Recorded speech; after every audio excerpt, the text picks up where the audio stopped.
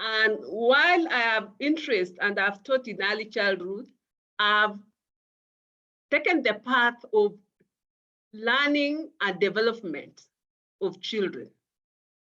So how children learn and how children develop, which is very related, closely related to my area of educational communication and technology. So today, I want to look at outdoor play and connect it with the times, these times of COVID,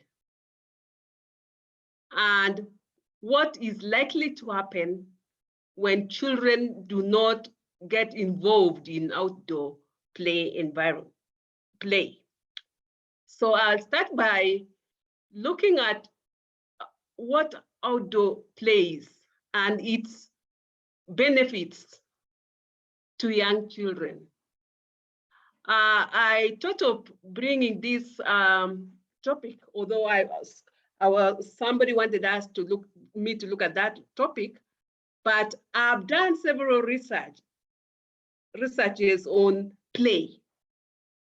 And what I'm presenting is not actually a paper, my research, but it is so much related to my PhD research area, where I'd looked at the outdoor play environment to establish whether it was suitable for children's learning and development. So I will look at importance of outdoor play and other related areas. So I am now starting to share my screen.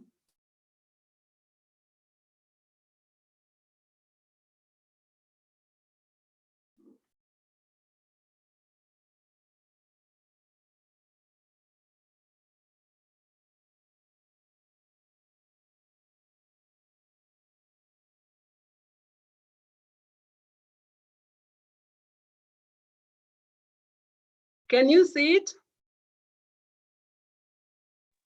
Yes. Hello? Yes, we can Yes, see. So it is outdoor play during COVID-19 times. Do you need child-proof or child-friendly spaces? So I start by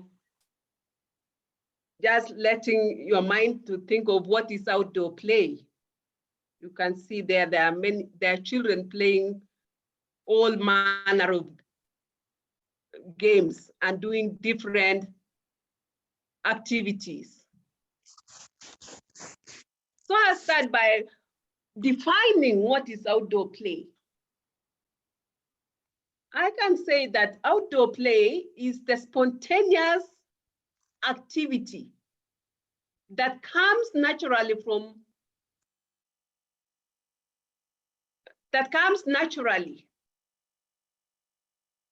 because of children's natural curiosity, love for discovering, and enthusiasm. So outdoor play is an activity that a child has with nature in the open air.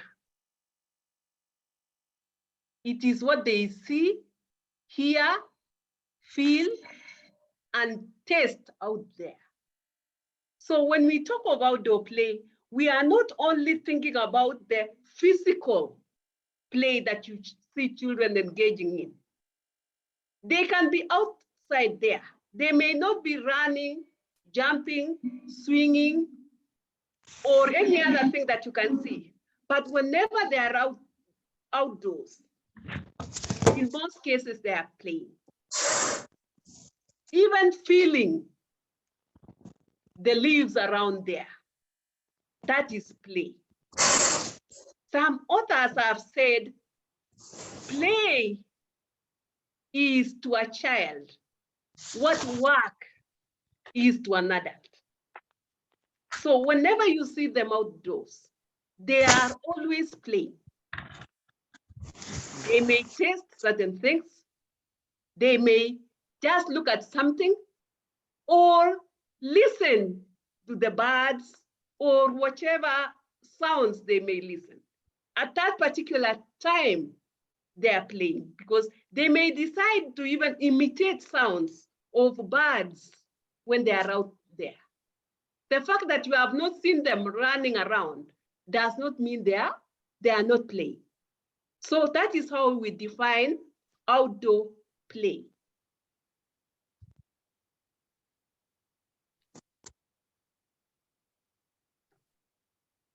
You can see some there doing their own things. Others are standing.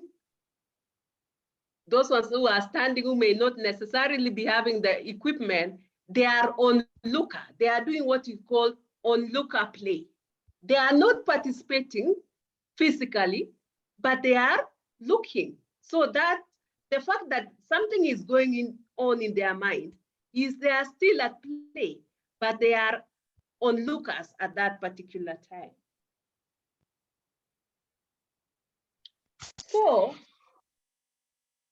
when we say outdoor play, what does it involve?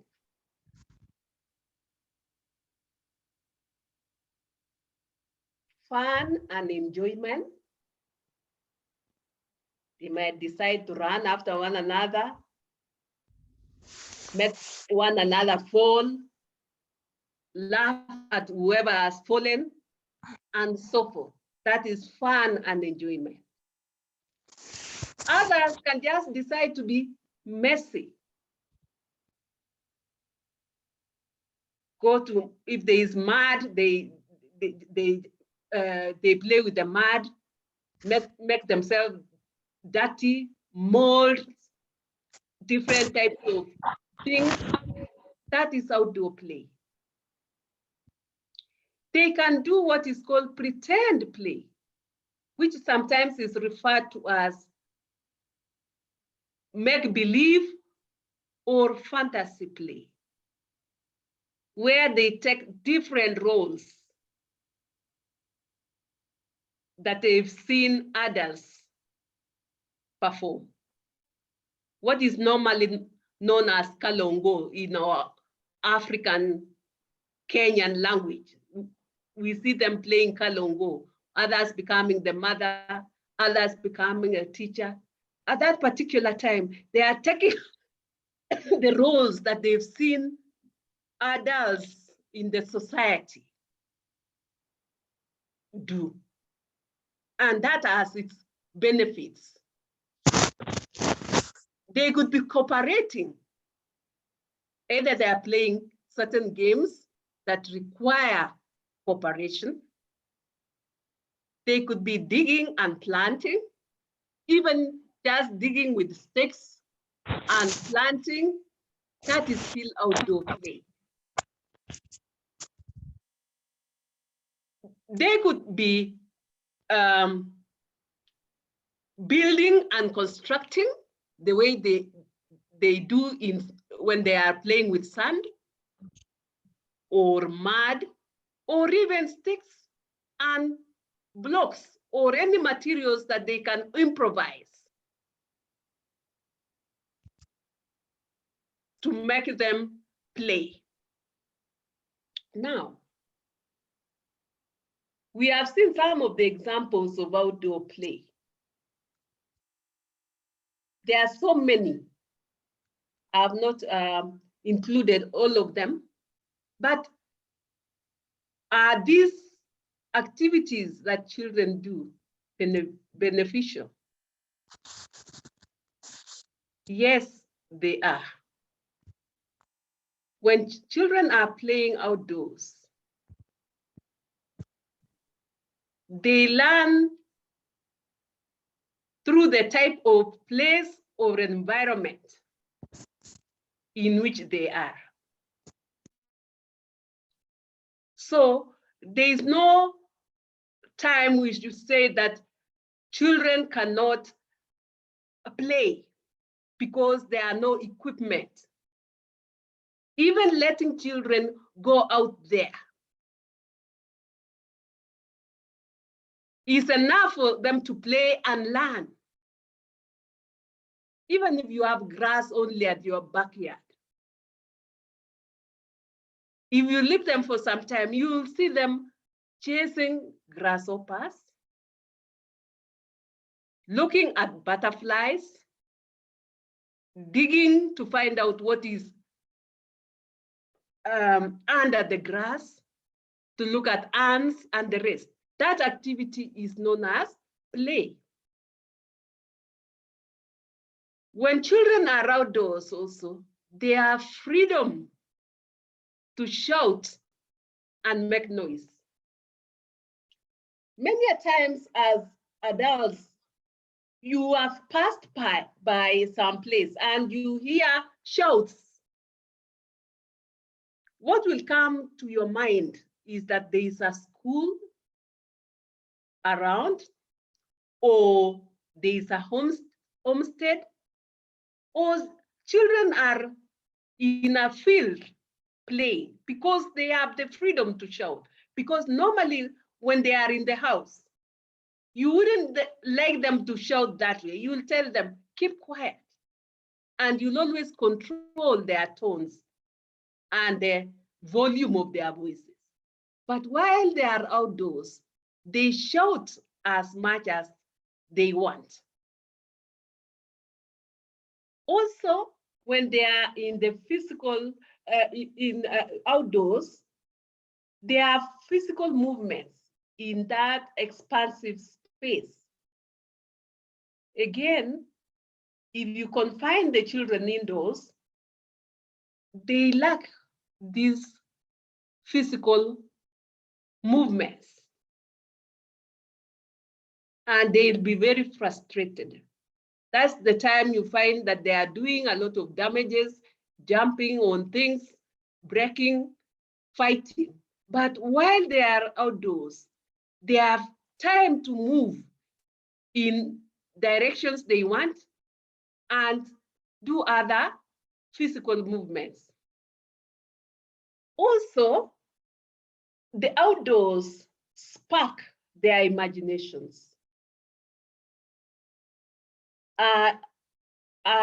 When children are outside there, they'll see things that make them imagine more things that they would not have imagined, because there are certain things that have sparked them to think wider than they would have thought.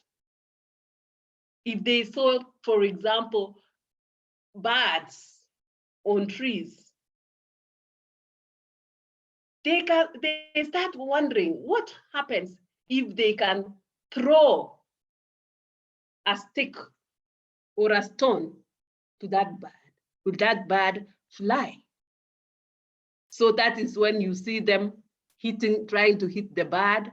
When the bird flies from one tree to the other, they'll be underground here, running to keep pace with the bird.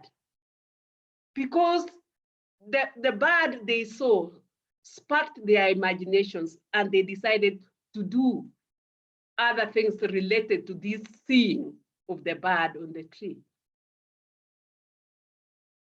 Again, the outdoors enable them or gives them the place to hide and seek. While they are out, others will run, hide behind the trees, behind containers, behind small houses, maybe pet houses, behind the store, behind anything when they are outdoor. But if they were in the house, they are likely going to be pulling your things and breaking them.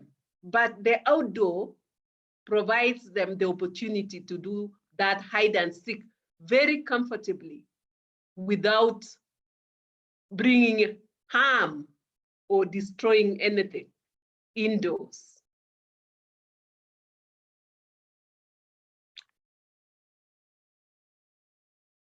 Somebody by the name Richard Lau, an author on connections between family and the community, says that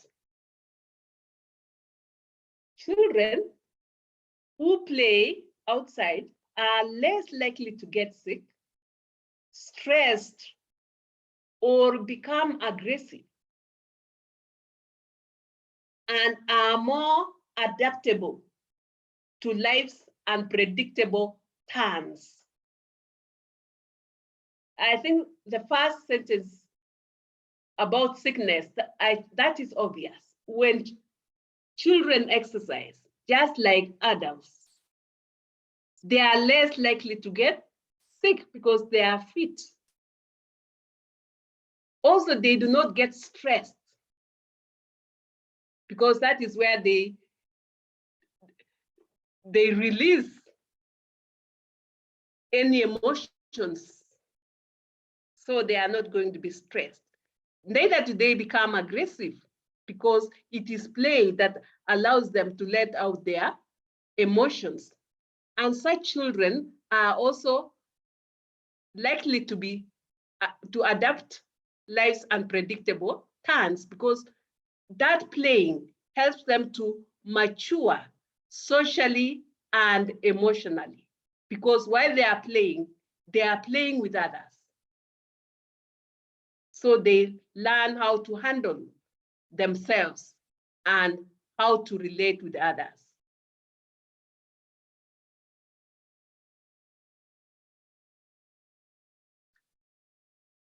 There's a picture you can see there.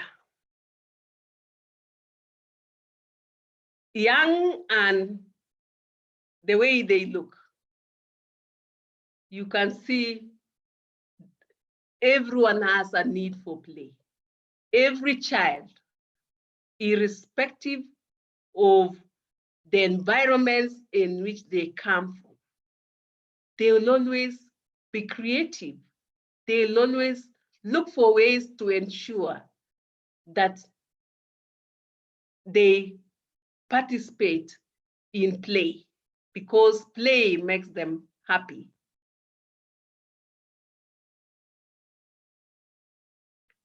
Now, how does outdoor play lead to holistic development of the child? Again, many authors, many theorists, early years educators have agreed that play, especially outdoor play, leads to the holistic development of the child. It is important to note that play, to most of us, parents, early years practitioners, and other people working with children, the first thing that comes to our mind is that play is only for physical development.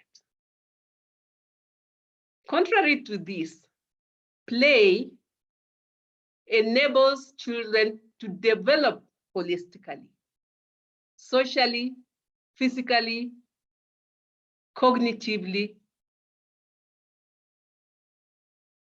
emotionally, and so forth.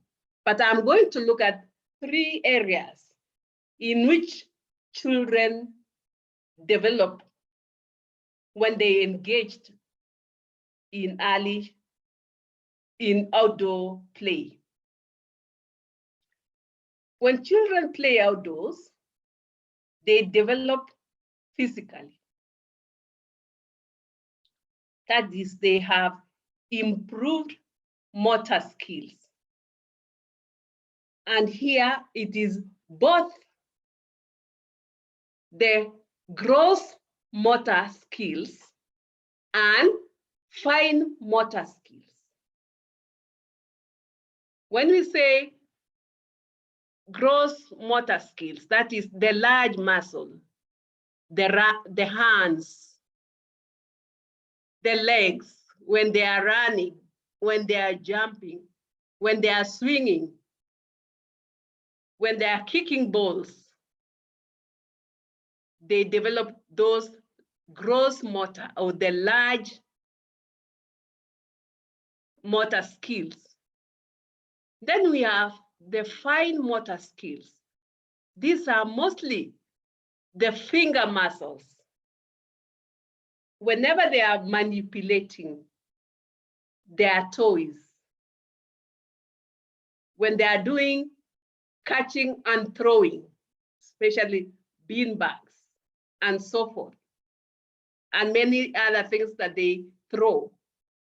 When they are tearing apparatus, when in the process of playing, they are actually developing these fine motor skills. Also, children develop physically when they engage in this physical play because they perfect their agility,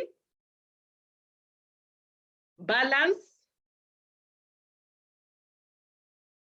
coordination,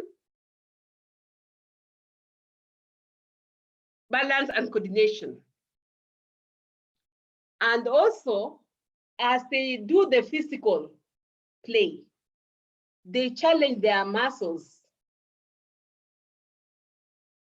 bones, and also develop physical endurance. So you find that children who play outdoors are very strong as compared to the ones that are normally kept indoors, because this practice they do improves their bones and muscles. Also,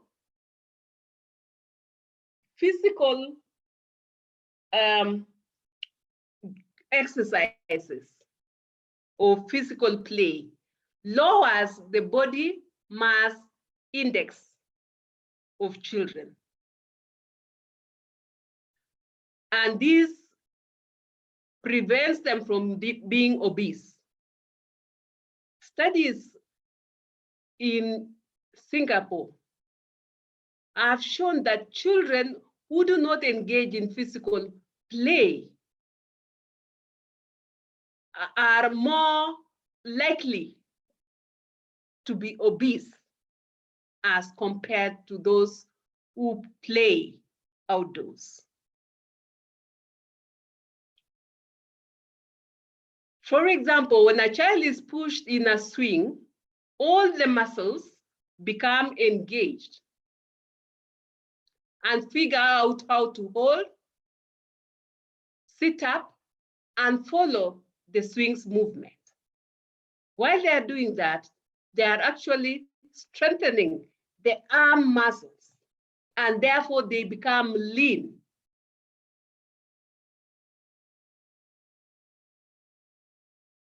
You can imagine the energy that is used there.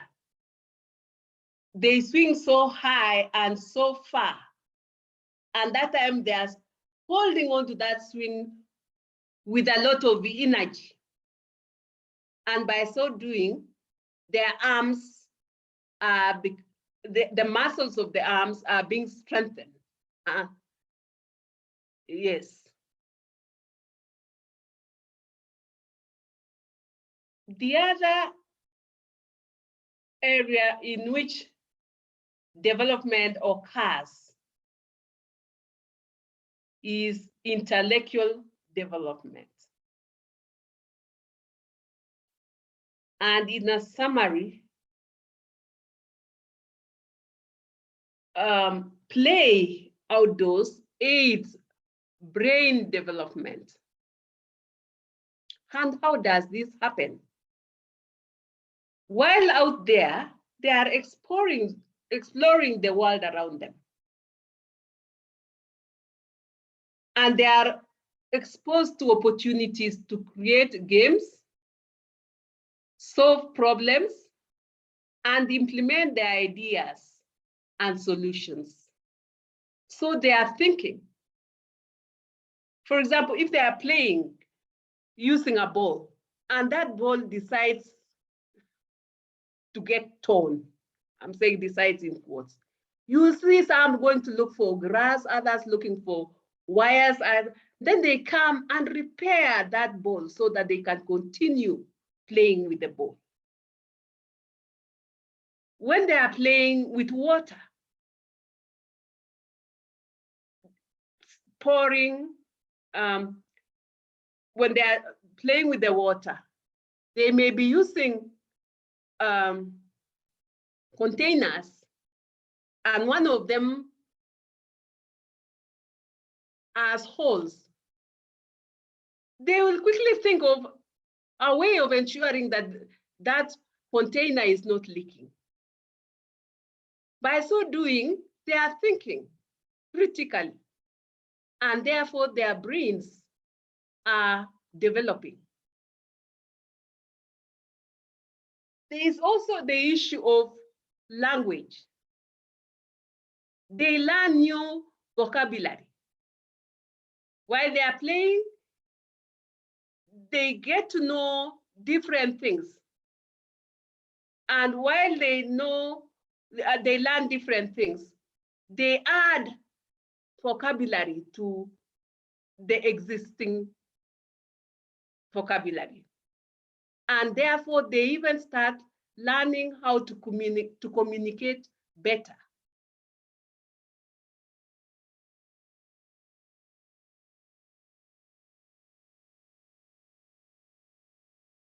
You can see they are there. For example, they are digging into the ground, and they might come up with something that they did not know, or they'll have an opportunity to examine either whether it's an ant or an insect, and they actually start learning how different insects look like. And it is unfortunate that those children who hardly live to go to play outdoors and in different environments may never know some of the insects, for example, until they are taught in school. So this child who has been exposed will easily connect, for example, what the teacher is talking about and what they already know. And in such a situation, this child is likely to be in a better position to understand what is being taught in biology as compared to that one who is confined outdoors most of the time. Then we have social development.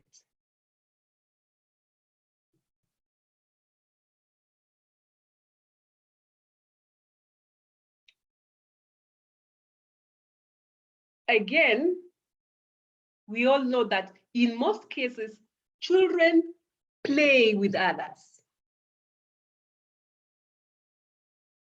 So they get the opportunity to cooperate with others. Because during playing, definitely there'll be a time they'll be required to do certain things together, or they'll be given different roles and they learn to cooperate. A virtue that is not only needed in early years, but up to adult life. They also learn to take turns. Play enables children to engage in activities where they could be turn taking. For example, if there are slides or swings, it is very unlikely that you'll get children, each child having their own slide or having their own swing or their own beam balance. A few will start. After that, others will follow. So they take turns. And while children are together, it is very hard that one will say, no, I'm not getting out of the swing. They only do that when they see their parents around.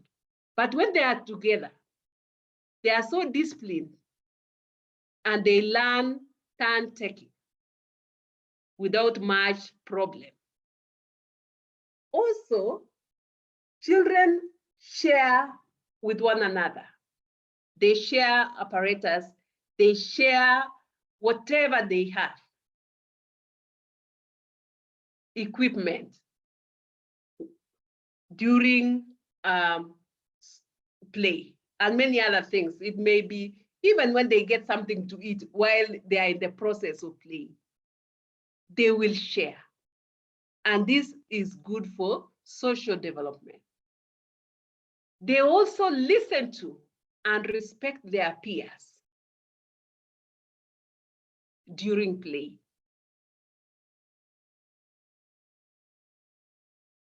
And they learn to develop empathy in the process of playing. If one gets hurt, you will hear such things as pole, sorry, something like that, because they sympathize and empathize. They imagine that they are in the same situation.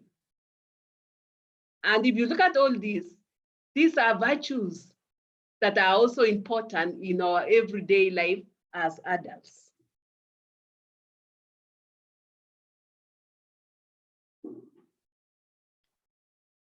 You can see that is play that they are doing together. They are cooperating. They are following the rules and the instructions of each other. So that social development aspect is being enhanced.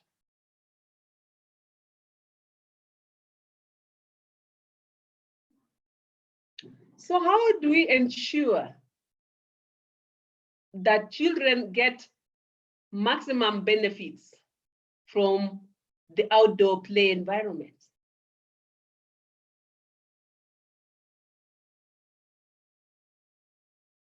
Yes. When we say maximum benefits, is that whatever setting that we are going to use for outdoor play for children should actually lead to holistic development, so that we don't emphasize one aspect of development at the expense of the other. For example, it should have at least 2 gross motor features.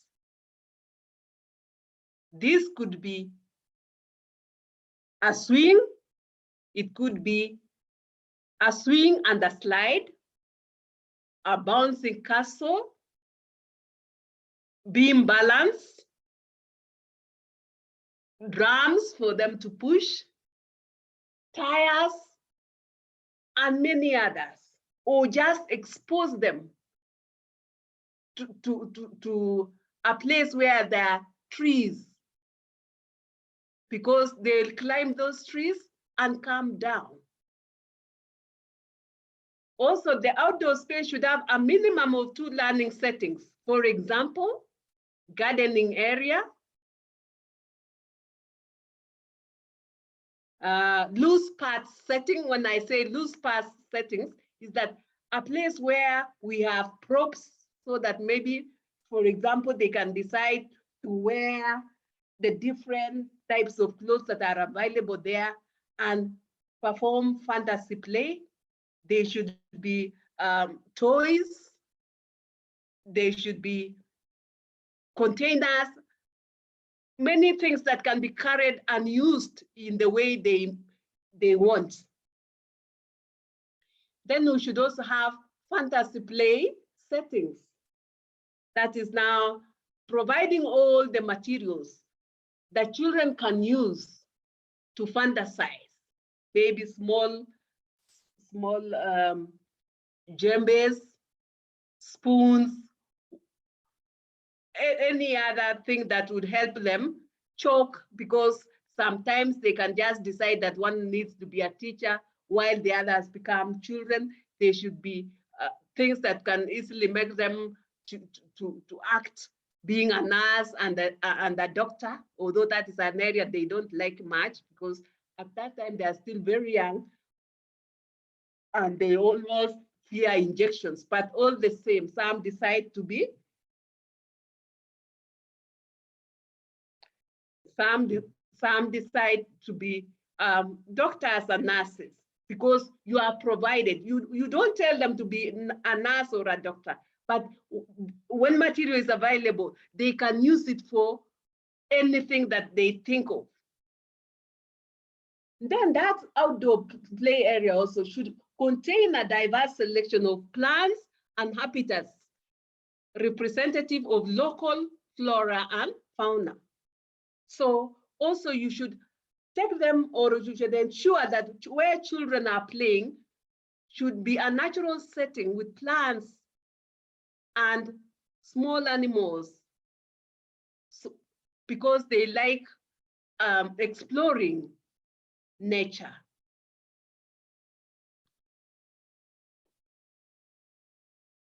Also, that outdoor play, and this one is very important, all young children love water. So every environment, outdoor play environment for children should have water and sand play. So whether it's tap water, whether it is just a water pan, a small water pan, a small pool, so long as it's not dangerous for the children, and also sand. You can use the natural building sand, but ensure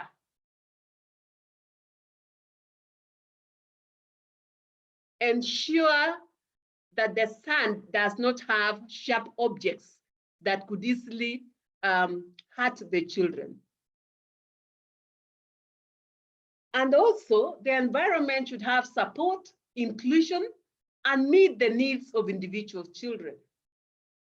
So while designing the outdoor environment, ensure that there are apparatus, there are equipment, and it should include all the children, those that are regular and those with special needs, which means the environment should allow children who are not able to run to still play comfortably, or children who cannot hear. And sometimes we should even involve experts to bring in those people who are able to make equipment for children with visual challenges.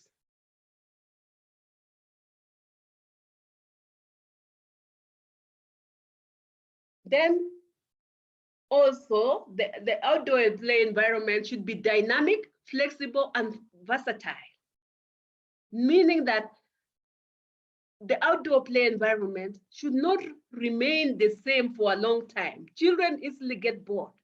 Therefore, their equipment and materials should always be changed. And it should be flexible in that it can be used for different activities. For example, if you have equipment like swings and the rest, you should be able to put it aside and maybe use the outdoor play environment for something else. And versatile is you have materials. One material should be used or equipment for many things, for many type of activities. For example, if you have drums, the drums can be used for pushing. The drums can be used for hiding when they are playing hide and seek. That's what we mean versatile. The drums can be used for other games.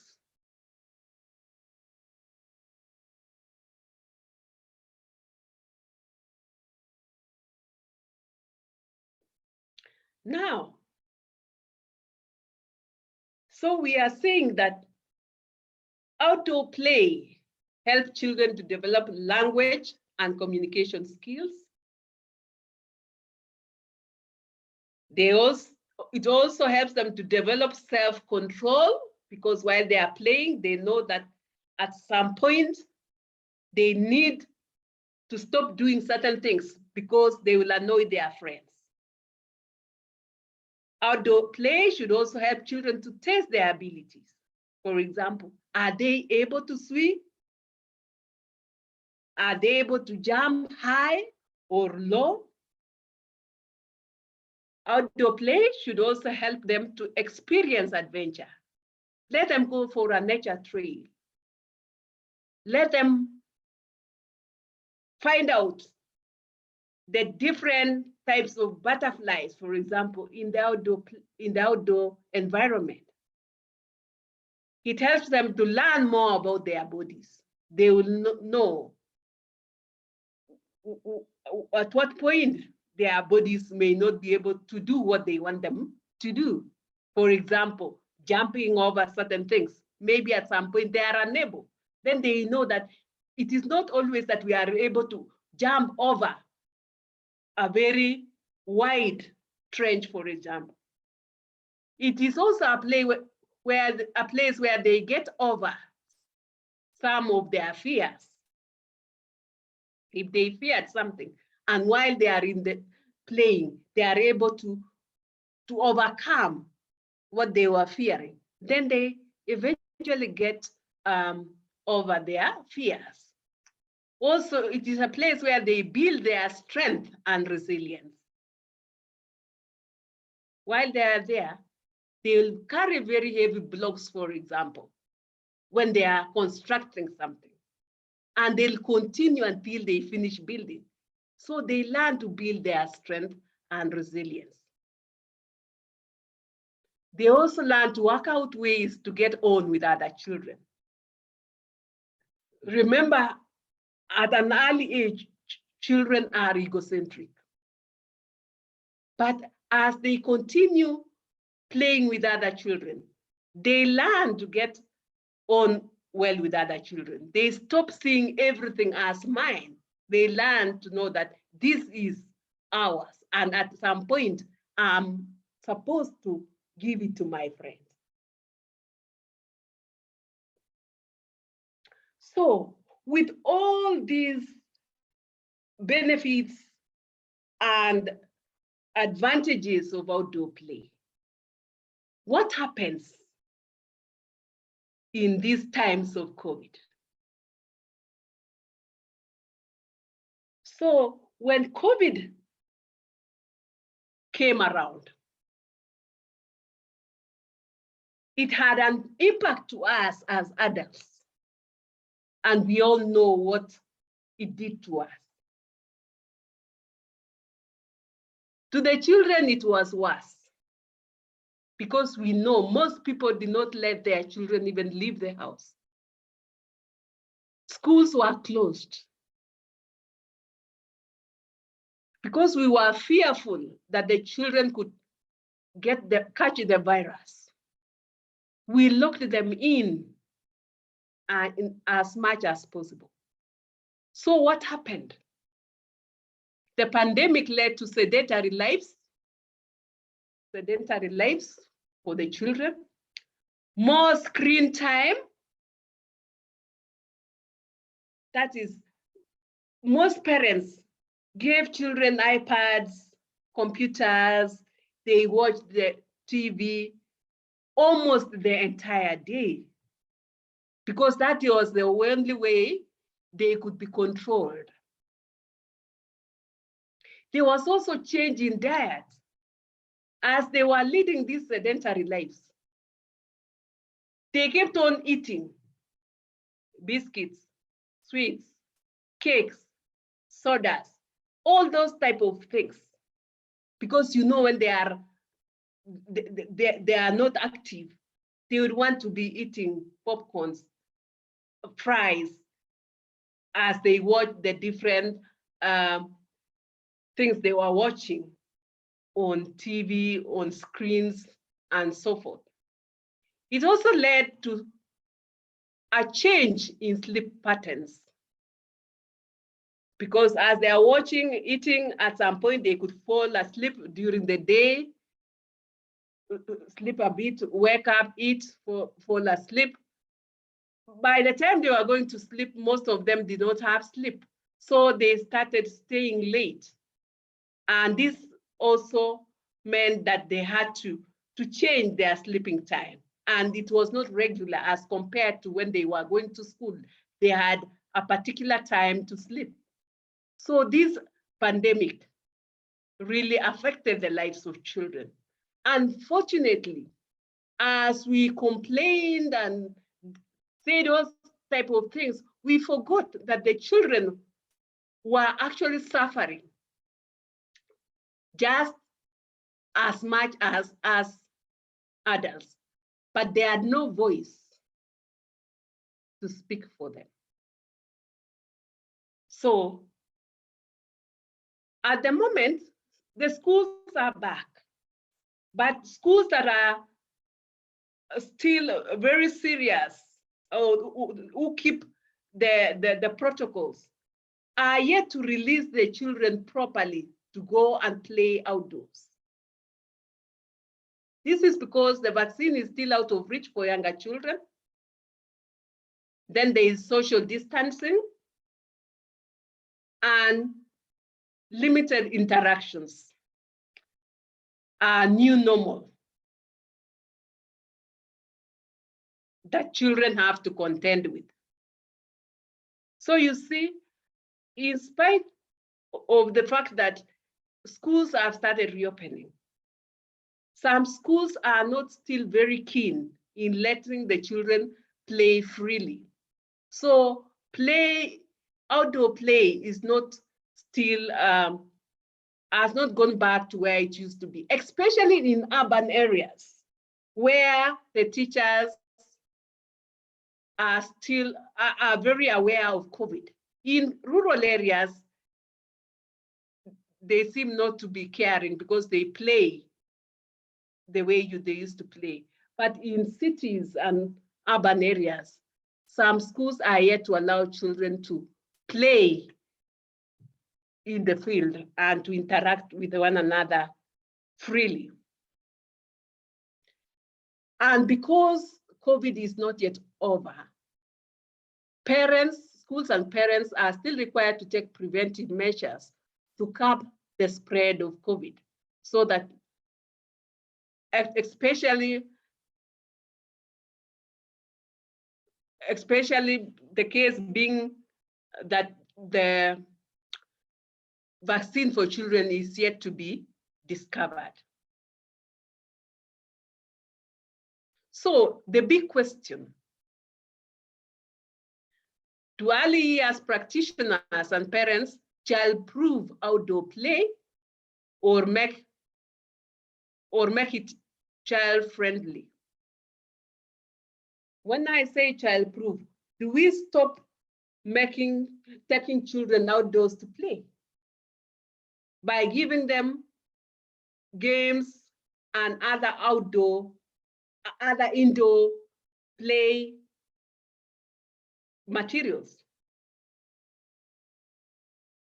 The answer lies in what I've said. There are risks in letting children stay indoors all the time, because they spend a lot of time without movement. This can also lead to poor ability to get on with others. It can lead to reduced self-confidence, lack of creativity, inability to cope with new and different situations, and to solve problems, among others. So what I'm saying is that despite the fact that there is COVID and we still need to take precautions, we should ensure that we make the playground or outdoor play environments to be safe for children, instead of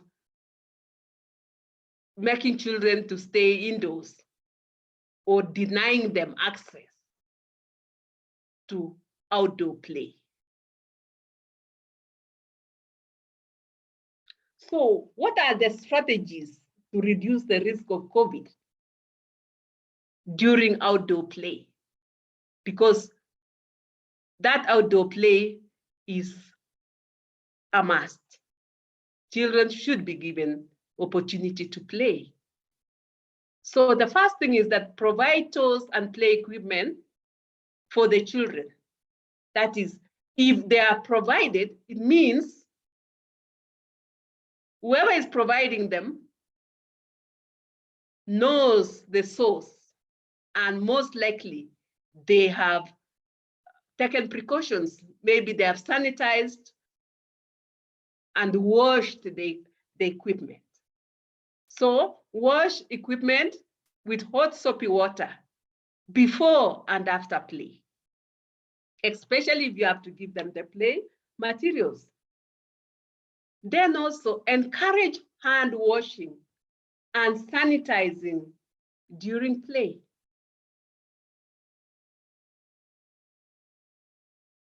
And when you encourage hand washing and you even give them sanitizers, you'll be surprised. They can use even those sanitizers and what you've told them to do in their fantasy play to act out situations where they've seen sanitizers. Maybe when they go shopping with you, when they go to church, they will start acting out. And in that process, they know that you always have to sanitize and wash your hands because this is COVID time. Also, games and activities should be in groups of not more than 4 children. So when they are in school, it is advisable to give them to give them activities for at least 4 children. They can do throwing and catching. They can do activities that require one to be alone, but they are playing cooperatively, like kite flying. They can make bubbles in groups of 1 to 2. And of course, when they are making bubbles, maybe you provide a container to each child so that they won't blow their bubbles without sharing their straws and the rest. Then parents should provide a conducive outdoor play environment at home if possible. If children are not playing in school, for example, and even if they are playing, they might be doing so in a very minimum way. At home, parents should try as much as possible to provide an outdoor play. You don't have to have a big garden, even just behind your garden or within the estate. Parents can come up with play areas where a few adults can supervise the children while they are playing so that they don't mix so much, but they should be an open air place for children to play. Because we are even told that where there is air circulation, the probability of getting COVID is low. So we should not get worried to the extent of denying children the time to play outdoors. Then take children to experience the natural environment. For example, outside where there is a place to go to the forest or any other nature place. As parents, at such a time, it is always advisable that children are not taken to these parks where there are many children and some adults even use the equipment to play. For example, around supermarkets, you sometimes see there are bouncing castles, there are tambourines and many others. So it is always advisable to take children outside into the natural environment. And then adults working with children should be vaccinated. And I think even the government has requested teachers to be vaccinated because they'll be dealing with children. But there are other people, other organizations who work with children who are not necessarily teachers. They should also be vaccinated. Then in a summary, when I'm playing outside, what I'm learning. So it means that at no time, unless things really go bad, should we deny outdoor play for children? Because when they are learning, they are absorbing. That is absorption. They are absorbing the different knowledge that is within the environment. They are arranging things. They are adapting to certain ways of living. They are doing some actions. They are looking at animals. Just arrange things in alphabetical order. They are balancing, especially when they are playing, being balancing. They establish a sense of belongingness. They are calculating. They learn cause and effect. They know if I'm making, if I blow the water, there'll be bubbles. So cause and effect, construction, they learn density and so forth. Observing, teamwork, vibration. They learn about weight as they carry things, who things are light and so forth. Spatial representation. They learn what is under, up, besides, and so forth. So with that brief presentation, I've come to the end. Thank you very much. Okay. Thank you very, very much, Dr. Mary Kerich. Indeed, that was quite something. And I'm thinking all this material needs to be in the curriculum from class 1 to university so that children can learn about play, and when they grow up as adults, they're still being reminded of the importance of play so that all the children in the world can actually benefit. There are so many benefits. And that was quite detailed. Thank you very, very much. Even as we continue the question and answer, I just want to remind us all, and especially those who are not in Journal Club, that first of all, there's a link. If you want the materials for today's session, please give the feedback, fill in the feedback form, and it can be posted again in case anybody missed it. And then if you would like to join the Journal Club, also there's a link to join the Journal Club that was posted. And also there's a handbook for Journal Club if you want to understand what is Journal Club about. We support each other where research is concerned. And there's also a YouTube channel where all these recordings will be provided. So please feel free. Otherwise, there are many questions, and Paris Musitia had 2 questions. If you can unmute yourself and ask the questions. And then after that, we'll have Catherine Simiu, and then we'll have Kimware Margaret. They had questions. We've gone a bit overboard, but I hope that you'll bear with us for the sake of the question and answer time.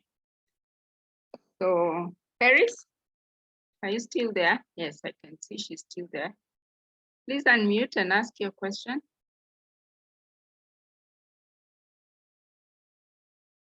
Okay. Yeah, thank you. Thank you, Mary, for the presentation. It's a good learning. We are learning. Some of these things, we do them unconsciously, but also it's good to be conscious now that we are aware. I just thought when you're talking about how kids develop, learn to be team players outside there when they're playing on their own and solve their own issues. What came in my mind is there, what is the relationship between how kids assign roles to themselves and their future career choices?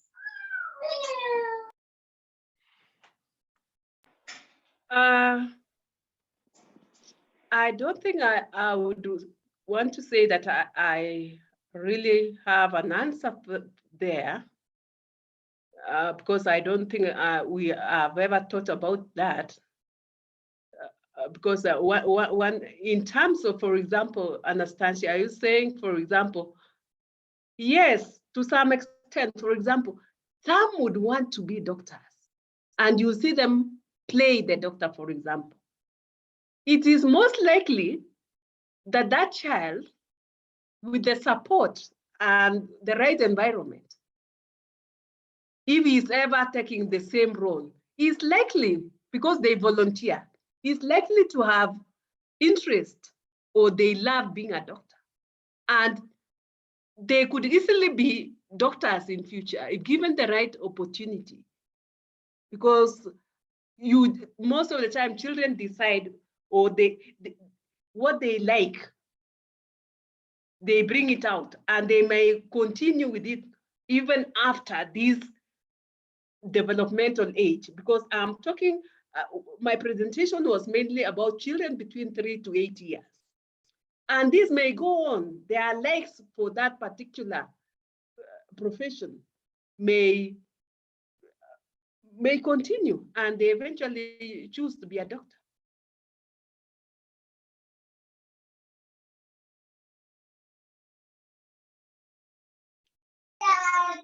Okay. Does that answer your question? Do you have another question? Yeah, thank you. I think she's really explained well. Yeah, so I think there's a need for further research just to create the link. I know this is your area, and maybe it might be a school of an area of just a thought of how to provide the evidence on the relationship.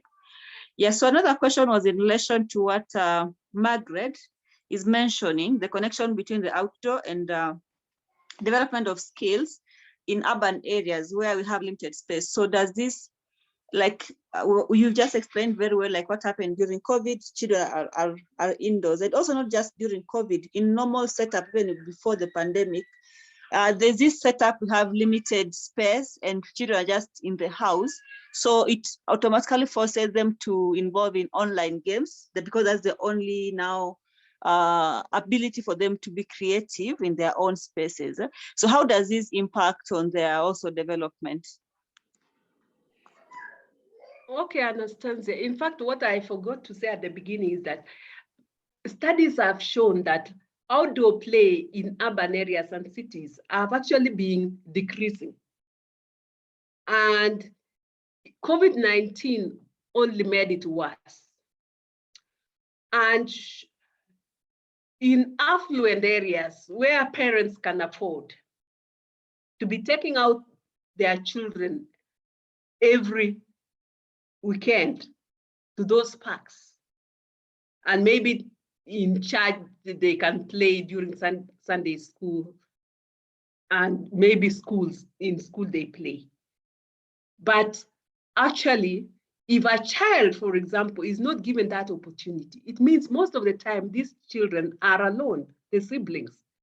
They are likely to not to develop emotionally with children as compared to children who are exposed to play, especially the outdoor plays, where they connect in various ways and they do different activities. So there's a relationship.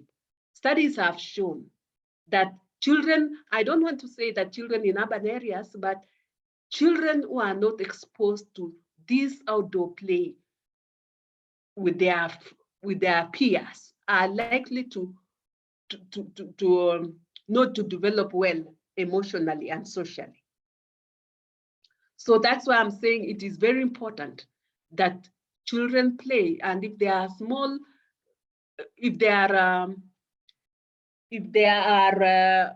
they don't have enough space, parents should create. And maybe it now needs to go to up to policy level, that in every estate there should be a room for children to play. They should leave spaces where when they are doing their town planning for children to play.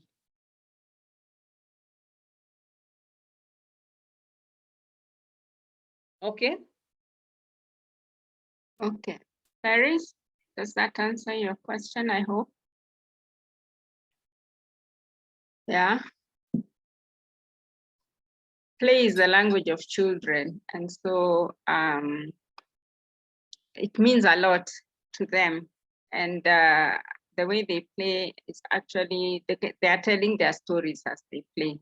So you can understand who the child is, or what they like or don't like, or what they are going through. Yeah. All right, thank you, Paris. Paris is happy. So Catherine Simiu, you had a question or two.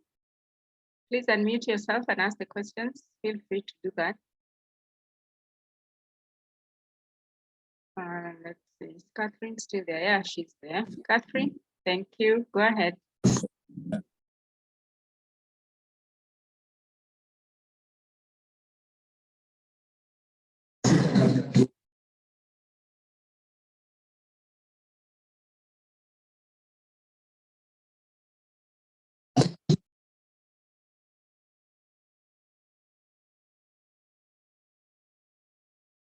Is Catherine experiencing some network problem? Catherine, are you able to speak to us? I can, she has unmuted.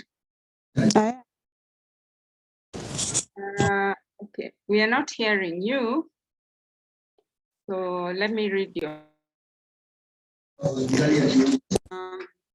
me just. Okay. Hello, can you get me? Yeah, we can hear you. Hello? Yes.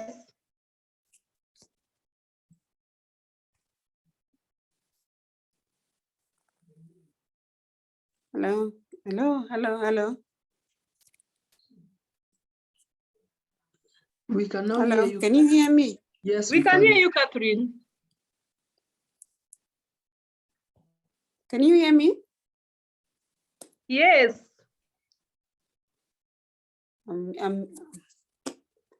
Somebody's muting me. Go ahead, Catherine, we can hear you. Okay. I said that my second question seems to have been answered, so I'll just go straight to the first one. I said I realize that children interact more freely, and play and interact more freely in the absence of an adult. So, however, with increased insecurity, no parent will make a mistake of leaving children unaccompanied. So does this therefore limit their different facets of development? I saw as Dr. was explaining, she actually explained all forms of development as benefit of free play.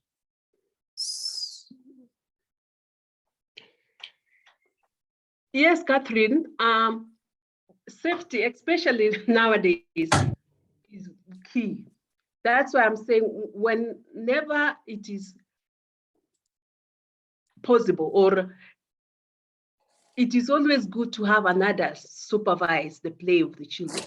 She may not be involved, because when an adult gets into too much into the play, it doesn't serve the children anymore.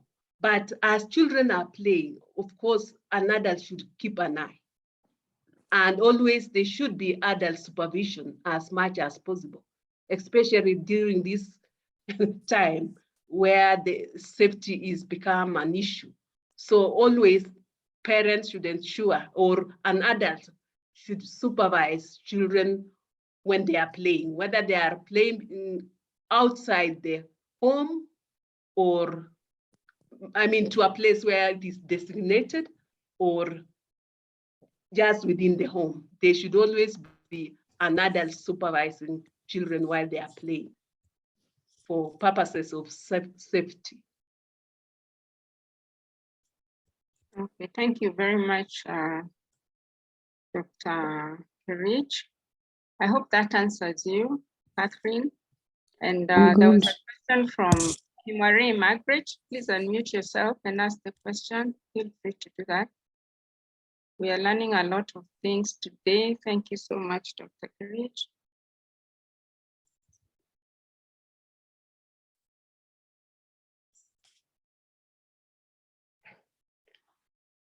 I don't know whether Margaret is still in here.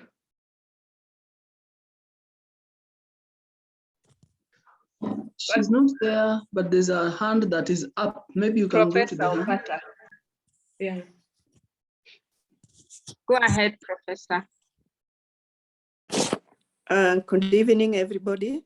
Thank you so much, Mary Kerich, for your informed discussion about children's play and particularly outdoor play. Mine is just a question and also an observation. One, is there any difference between the benefits of play to a child who is playing by himself or herself and the children who are playing in group? And then in number two, the age bracket, when we start talking about the effects, the good effects of play to holistic development of the child, at what point do we start that? At what point do we start thinking about that? That if the children engage in outdoor play, it has these benefits, especially focusing on holistic development of the child. At what point?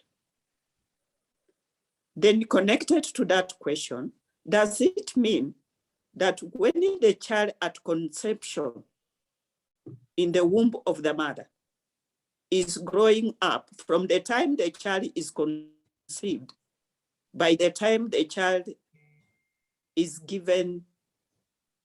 born, is there any theory that we can be able to zero in to explain what is happening to this child in order to realize this holistic child that is born? Then finally, now that there is insecurity and other factors that do not really encourage outdoor play, what models can we propose in order to continually help these children to engage in this play in order to reap the benefits that we have had? Thank you.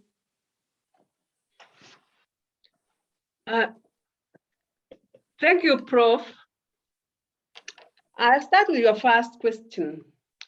That for me, this presentation, for example, it is about from age 3 to around 8 years old, when children have started movement. And you can find that there are several forms of play. For example, there is the solitary, where the child is playing alone. There is cooperative, where they are playing together,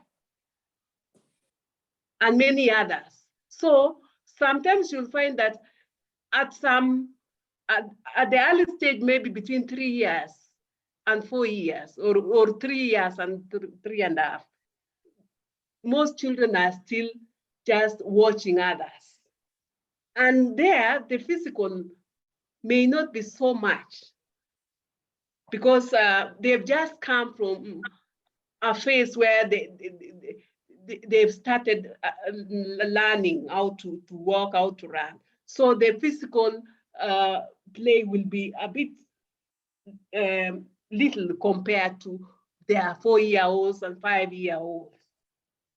So those benefits become more gradually as they move from 3 years going to 8 years. After 8 years, still there are the benefits are the same, but the games now are different, and they start looking at things differently. Then we've talked about what models. Now, models in terms of what, how are we going to look at things? Maybe I talked of maybe within within neighborhoods. And this used to happen before. For example, if you look at the city plannings and urban plannings before, there were in every estate, for example, there was a policy that while you come up with a new estate, there should be places for children within that environment that have been set aside, just like children's parks. And if that is not going to be, I mean, because we know some have been grabbed and they've used it for something else, then maybe the government should rethink and ensure that those parks have been brought, and any urban planning should always have children's place for playing outdoor. The other one is families in places, especially in urban areas, should think of how they can come up together and decide how they are going to ensure that this play is, outdoor play is provided to the children. Maybe they can go in terms of households. These households and these households to come together and provide outdoor play within their environments so that children have that opportunity to play together. They should also be entrepreneurs who get land and build places for children's outdoor play. And I'm not talking of the ones that you see next to garage or car wash areas where there are swings or bouncing castles only. Maybe entrepreneurs should come up with ways of coming up with children park, which has natural environment, physical play equipments, and many others. Because also studies show that in as much as we want to think of the only physical, when children are provided with larger equipment for play, they only spend 4 minutes in those swings, slides. So they should come up with other things, even a large tract of land with flowers and trees and where the children can run around, look for butterflies, all those. And at the end of the day, they'll have expended the energy. So what I'm saying in brief, Professor Opata, is that policies should be, there should be policies that safeguard outdoor play. And also, maybe it's time entrepreneurs thought of coming up with children's park to cater for these very important activities. Thank you.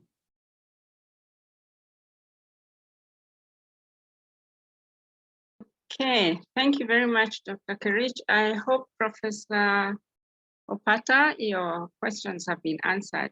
And yeah, indeed, all of us, wherever we are in our communities, I think it's time to get angry and start saying, hey, we are going to protect the parks around us for the sake of the children, because a lot is happening. Buildings are coming up everywhere. And what had been allocated as parks or spaces where people in the community can rest are being taken up, but we need to preserve those spaces for the children. And as parents or grandparents, I think we really just need to find time to take the children out to play. Thank you very much, Dr. Kerich. I don't know if I'm leaving anybody else who wanted to ask a question. If there's anybody, feel free to ask. So far, I don't see anybody else. Yeah, so our time is perfect gone. Thank you for being patient. Again, we ask that you fill the feedback form and join the club, the journal club, so that you can get announcements on future webinars, like this one.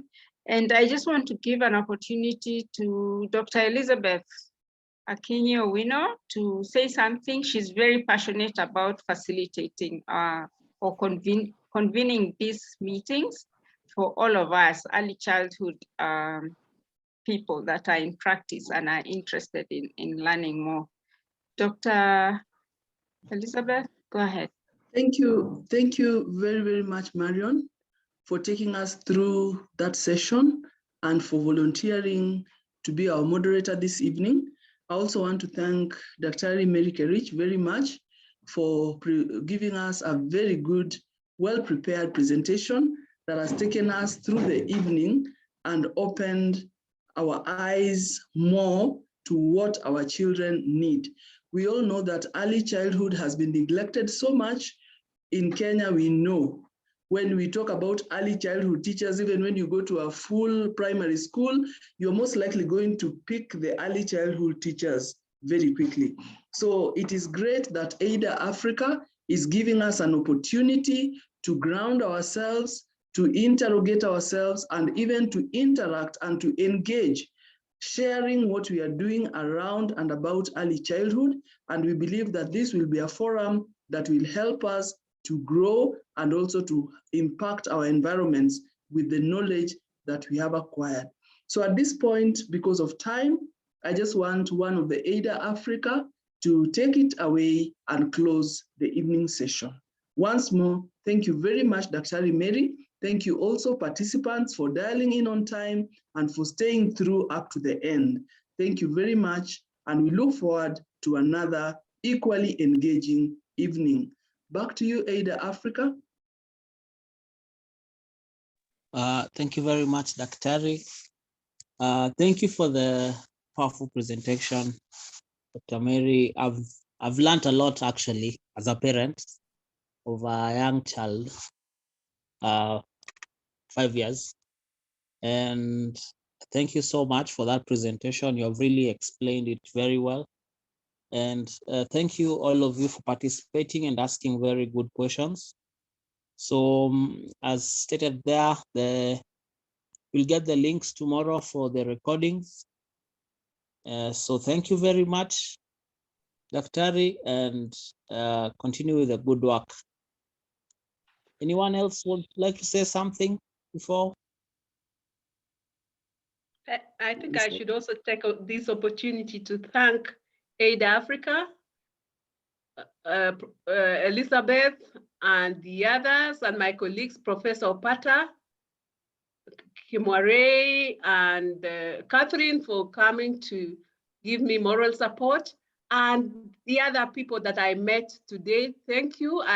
We shall continue working together, and we hope we shall grow to greater heights. Thank you very much. Karibu sana, Daktari, and thank you all for tuning in. Aurelia, Davis, and Joyce sent their regards and their apologies. Asanteni sana. But someone is asking here, Paris, what was the methodology?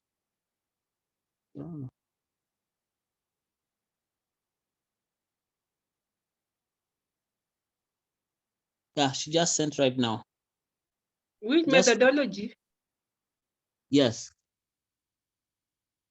It's from Paris. I don't know whether Paris thought it was a research results being presented or what?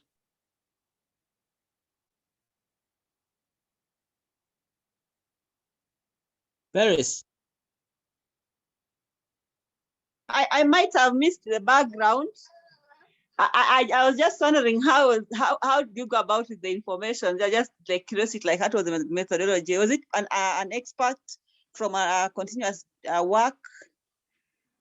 Yes, that continuous work and readings, and of course,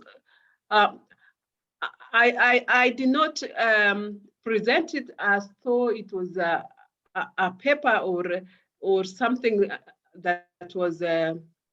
I put my research work here and there, and also experiences. It was just a presentation, not that it was a paper. So yeah.